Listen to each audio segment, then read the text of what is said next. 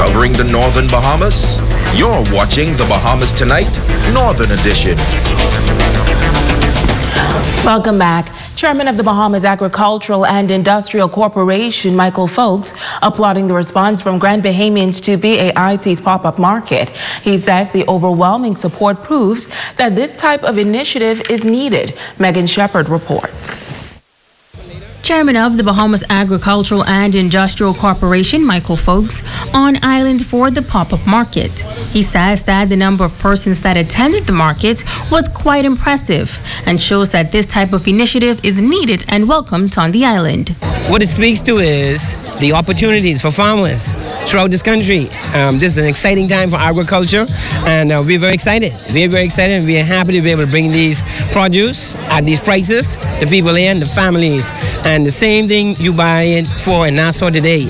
At the Gladstone Road, it's the same price here. We did not increase the price on anything. It's the exact same prices, and that's our commitment. We're really trying to get produce to families at a very affordable price. And, you know, the government said we're going to try and reduce the cost of living for families. Well, that's what we're doing in this initiative.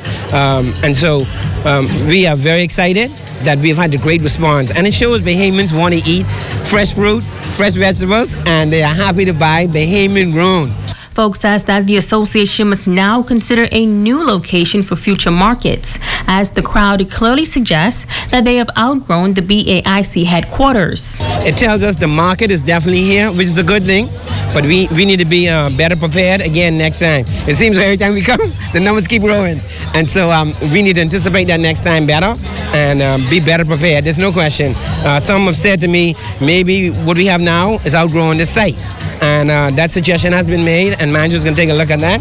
Perhaps we need to move it to a different site because it seems that we may have outgrown this site, and so we're going to be looking at that.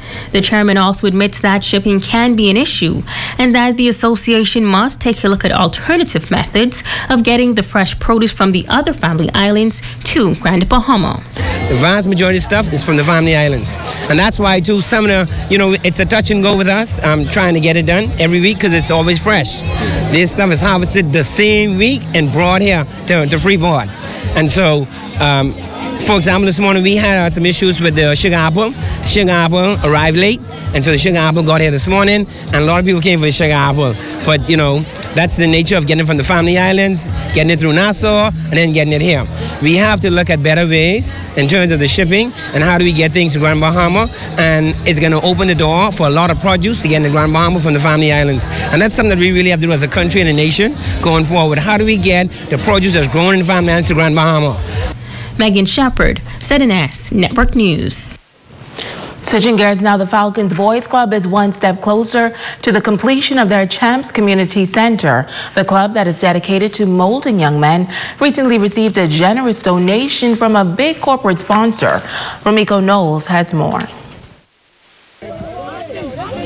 Over the past 21 years, the Falcons Boys Club has been mentoring young men on Grand Bahama through basketball. Director of the club, Darren Rule, says that he is elated that Freeport Oil has seen fit to support them in this effort. He says the community center is for everyone. This is a community center.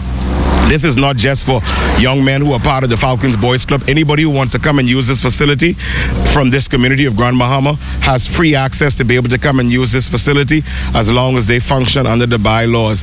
The Falcons Boys Club is starting this coming Saturday. We are about to enter our 22nd year of mentoring young boys here on the island of Grand Bahama. And I want you to know that Freeport Oil was the very first sponsor of this boys club 21 years ago. Freeport Oil has been involved with the club for 20 years. General Manager Stephen Adderley says that he's seen the growth and development of the club and that it gives the company great joy to see the funding being put to good use.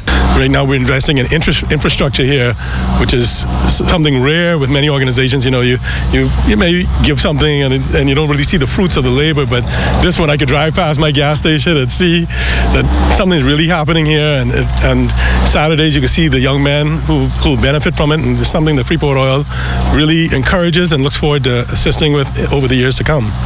Without a thriving community, we have no customers, and we need people who are out there working, doing good things, and supporting our company, and we support them. It's something we encourage. Now, several other companies have also come on board to support the community center. The director says he's thankful for them all. All of the steel work that you see being done here this afternoon has been done by St. God Services. All of the cutting of the property in the foundation was done by Cara Gallagher and her family from CL&H Services and M&E Machinery. The Grand Bahamas Shipyard is on board. The Grand Bahamas Shipyard has actually paid for one of the basketball courts. The Bahamas government is on board. The Ministry of Youth, Sports and Culture is on board. And we are just so thankful for Playtime Sports, who donated the 4 beautiful pull-away basketball rims that you see here this afternoon. And we are just so thankful for the entire Grand Bahama. Roll adding that the motto of the Falcons Boys Club is, "It is better to build a youth than it is to build a man." He encourages parents to allow their boys to be a part of the club. If you're looking for something wholesome for your young men to be able to learn the game of sports, to be able to tell the importance of a relationship with Christ, and to be able to help build them as community citizens of this island of Grand Bahama, then I encourage you to come on board and allow them to be a part of the Falcons Boys Club. It's free. It's open to young men from ages 8 to 18 from any school here on the island of Grand Bahama. Now, the club will officially commission the court Saturday, September 15th at 10 a.m. And now it is time for our weekly Generation Y report. Tonight we will meet a young medical professional who exemplifies determination. For this young lady, medicine is in her blood, and she has made a commitment to do her best to develop the healthcare sector. Natalia Hall reports. Zenobia Cooper is a doctor at the Rand Memorial Hospital.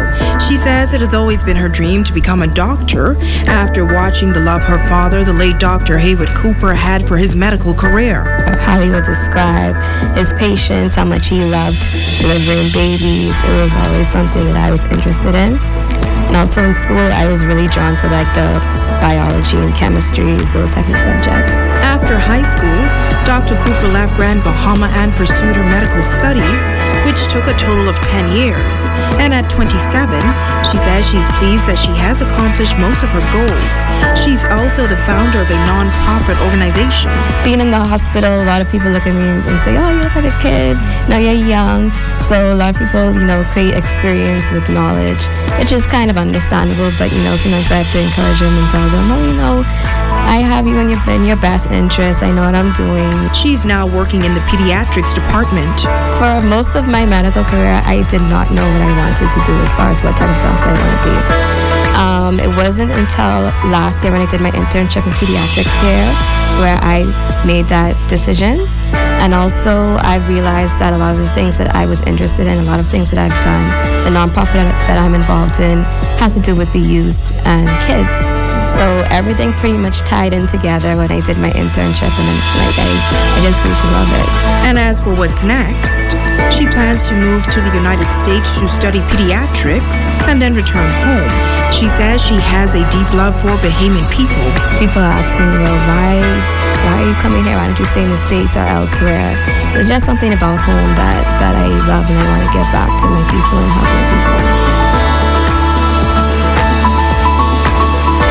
She's right, there's no place like home.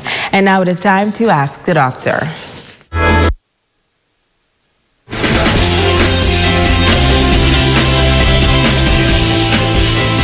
Welcome.